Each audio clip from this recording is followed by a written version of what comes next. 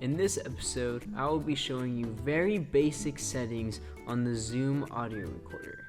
So obviously your first step is to insert the batteries into the Zoom recorder. But keep in mind that a Zoom recorder is not rechargeable, so whenever it dies, you will need to replace the batteries. So always keep extra batteries just in case. Now you can hold the power button down and start turning on your Zoom audio recorder. This device actually has two microphones at the top of it, and they do not sound bad at all. However, we will not be using these mics as we will be plugging in an external microphone.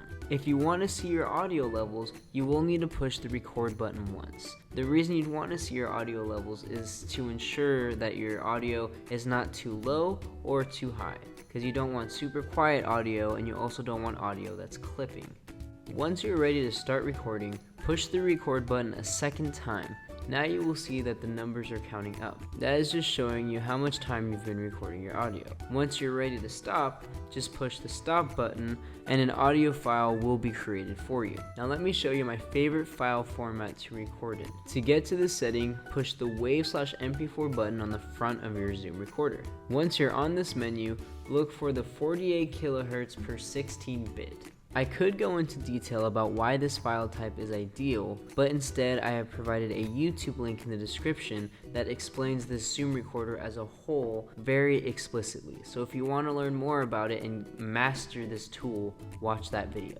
Now, the way that you navigate through the menu is that you use the dial on the side of the Zoom recorder and you scroll up and down to go up and down through the menu. And once you have a setting that you want to click, you press down on the dial and it selects it for you. On the side of the Zoom recorder, you'll see a headphone jack and two volume buttons. These buttons adjust the volume into your headphones. The buttons on the other side adjust the actual audio levels of the audio recording itself.